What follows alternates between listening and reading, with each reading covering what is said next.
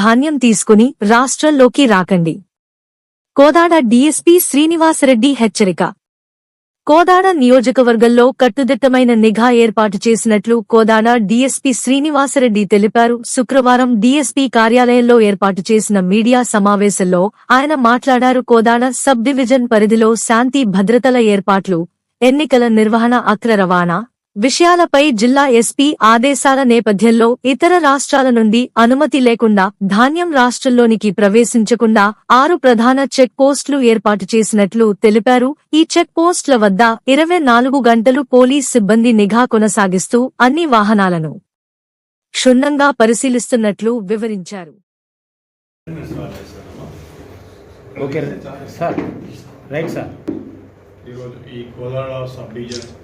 Police sub division పరిధిలో ఈ press meet పెట్టడానికి ముఖ్య కారణం ఒకటి, మనకు ఇతర రాష్ట్రాల ధాన్యాలు మన రాష్ట్రంలోకి రావడం, దానిని ఆపడానికి కొరకు ఉద్దేశం కొరకు ఒక రైతులకు కూడా అందరికీ కూడా సందేశం ఇవ్వాలనే ఉద్దేశంతో ఒకటి. 2, మన కోదాడ సబ్ డివిజన్ పరిధిలో మా పరిధిలో 2 అసెంబ్లీ కాన్స్టిట్యున్సీస్, ఒకటి Kodad assembly constituency, 2 Huzurnagar assembly constituency పరిధిలో gram panchayat elections second phase and third ఫేజ్లో ఉన్నాయి కాబట్టి దాని గురించి కూడా కొన్ని సూచనలు, మోడల్ కోడ్ ఆఫ్ కండక్ట్ గురించి కొద్దిగా అవగాహన కల్పించి మీరు ప్రజల్లో దాన్ని విస్తృతంగా తీసుకెళ్తారనే ఉద్దేశంతో ఈ యొక్క సమావేశం అనేది మీతో ఏర్పాటు చేయడం.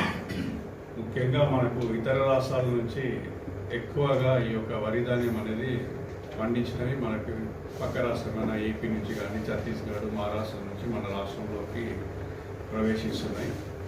మన దగ్గర మొత్తం 6 చెక్ పోస్టులను మనం ఏర్పాటు చేయడం జరిగింది.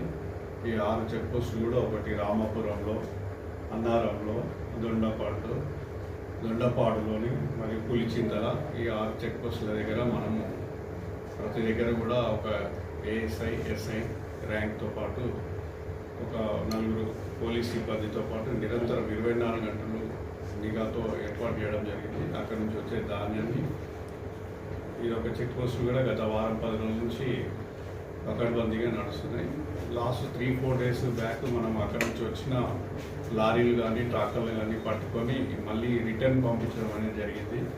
కానీ ఉన్నతాధికారుల యొక్క ఆదేశాల ప్రకారము, మన ఎస్పీ గారి ఆదేశం, సూర్యాపేట ఎస్పీ గారి ఆదేశం ప్రకారము గత 2 రోజుల నుంచి కూడా మేము ఏం చేస్తున్నామంటే అక్కడ పట్టుకున్న లారీలను ఇమీడియట్గా కేసు రిజిస్టర్ చేసి డిస్ట్రిక్ట్ సివిల్ సప్లై ఆఫీసర్ గారికి కూడా ఒక లెటర్ పెట్టేసి ఒక చీటింగ్ కేసు కూడా నమోదు చేయడం జరుగుతుంది. ఎందుకంటే ఇతర రాష్ట్ర ధాన్యాలు మన రాష్ట్రంలోకి వస్తున్నాయి కాబట్టి దాని రావద్దని మనం వాళ్ళకి ఆల్రెడీ ఇంటిమేట్ చేసినాము.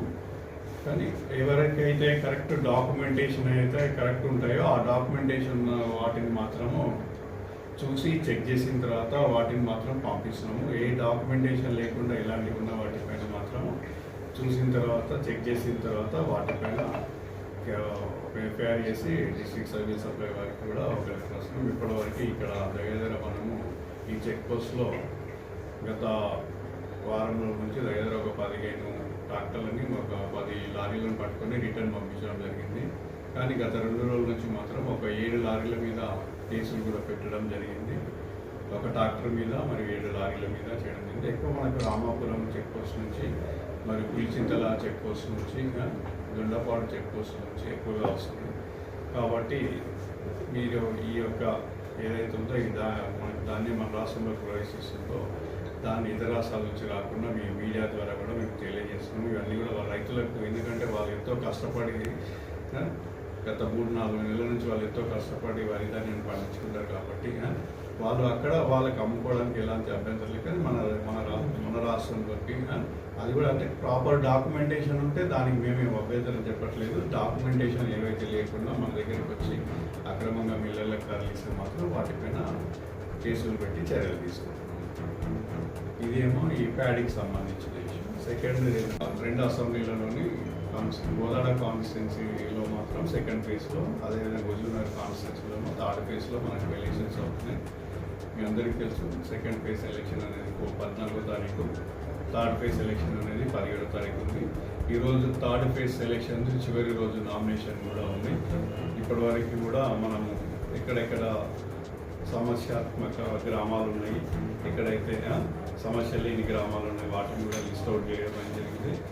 మన దగ్గర మొత్తం 2 కాన్స్టిట్యున్సీలను కలిపి కూడా మన దగ్గర మొత్తము 226 గ్రామాలు ఉన్నాయి. మొత్తం ఆ గ్రామాలలో 148 గ్రామాలని సమస్యాత్మక గ్రామాలుగా గుర్తించడం జరిగింది. 2 కాన్స్టిట్యున్సీలో కలిపి ఇంకా 118 ఇవేమి సమస్య లేని గ్రామాలుగా గుర్తించబడింది. ఈ సమస్యాత్మక గ్రామాలు అయితే ఎక్కడైతే ఉన్నాయో ఆ గ్రామాల నుంచి ఇంతకుముందు ప్రీవియస్ ఎలక్షన్ కేసెస్ ఎమ్మెల్యే స్థానిక సంస్థలు కానీ లేకపోతే ఎమ్మెల్యే కానీ ఎంపీ ఎలక్షన్లో కేసులలో ఉన్నవారిని కూడా బైండ్ ఓవర్ చేయడం జరిగింది. ఇంతకుముందు 2 లక్షల పూచికత్తుకి బైండ్ ఓవర్ చేస్తే ఈసారి మేము ఇంకా దానిని ఉండాలని భయం ఉండాలని ఎట్లాంటి శాంతి విఘాతం కలిగించాలని 5 లక్షలు కూడా పెంచి ప్రతి ఒక్క గ్రామంలో ఈ యొక్క ట్రబుల్ మంగర్స్ ఎవరు ఉన్నారు వాళ్ళు లిస్ట్ అవుట్ ప్రీవియస్ కేసులలో పొలిటికల్ కేసులలో ఇన్వాల్వ్ ఉన్న వాళ్ళని లిస్ట్ అవుట్ చేసి ప్రతి గ్రామంలో కూడా మన ఎస్హెచ్ఓ లోకల్ ఎస్హెచ్ఓ గారు బైండ్ ఓవర్ చేయడం జరిగింది. అదే కాకుండా ఈ బెల్ షాపులు కానీ ఇలిసిట్ లిక్కర్ కానీ ఏ ఉన్నా కూడా వాటిపైన కూడా రెగ్యులర్గా మేము కేసులు పెడుతున్నాము. ప్రతిరోజు కూడా ప్రతి పోలీస్ స్టేషన్ నుండి 1 కానీ 2 కానీ కేసులు ఎక్కడి నుంచి కూడా ఎలాంటి సమాచారం వచ్చినా ఇమీడియట్గా మా యొక్క టీంలు వెళ్ళి ఇప్పుడు ఆల్రెడీ ఎఫ్ఎస్సి ఎస్ఎస్సి టీం కూడా స్టార్ట్ అయింది. ఫ్లయింగ్ స్క్వాడ్స్ కానీ ఎస్ఎస్టీ కానీ డైల్ హండ్రెడ్ కానీ దేనికైనా మీరు కాల్ చేయొచ్చు. ఈవెన్ మాకు కూడా డిఎస్పీ లెవెల్లో కానీ లేకపోతే మా కంట్రోల్ రూమ్ కానీ లేక మన ఎస్హెచ్ఓ గారికి కానీ ఇన్స్పెక్టర్ కానీ ఎవరికి కాల్ చేసినా కూడా ఇమీడియట్గా మేము తక్షణ చర్య తీసుకుంటాము. అదేవిధంగా మన సబ్ డివిజన్లో ఉన్న మొత్తం కూడా వెపన్స్ అన్నిటిని కూడా డిపాజిట్ చేయడం జరిగింది. ఎక్కడ కూడా ఎట్లాంటి అవాంఛనీయ సంఘటన జరుగుతున్నా మన దగ్గర ఉన్న అన్ని యొక్క వెపన్స్ కూడా డిపాజిట్ జరిగింది. అంతేకాకుండా ప్రతి గ్రామంలో కూడా విలేజర్స్కి కూడా అవగాహన కల్పించడానికి కూడా మన ఎస్పీ గారి ఆదేశాల ప్రకారం మన దగ్గర కళాకారుల బృందం కూడా ఉంది. వారికి ఆట పాటలతో కూడా కళాకారులతో కూడా మనము వారికి ఒక విలేజర్స్కి ప్రతి గ్రామంలో కూడా సమస్యాత్మక గ్రామంలో సాయంత్రం పూట వెళ్ళి మేము కూడా డిఎస్పీ లెవెల్లో ఎస్ఐ సిఐ లెవెల్లో కూడా కళాకారుల బృందం పెట్టించి వాళ్ళతో పాటు అక్కడ మోడల్ కోడ్ ఆఫ్ కండక్ట్ గురించి కూడా వాళ్ళకు అవగాహన కలిగించడం జరుగుతుంది. ప్రతి ఒక్కరు కూడా ఓటు వేయాలని చెప్తున్నాము. 100% ఓటింగ్లో అందరూ కూడా పాల్గొనాలని కూడా చెప్తున్నాము. విలేజ్ అభివృద్ధి ఎవరు చేస్తారనుకుంటున్నారో వాళ్ళకి మీరు ఓటు వేసుకోమని చెప్తున్నాము.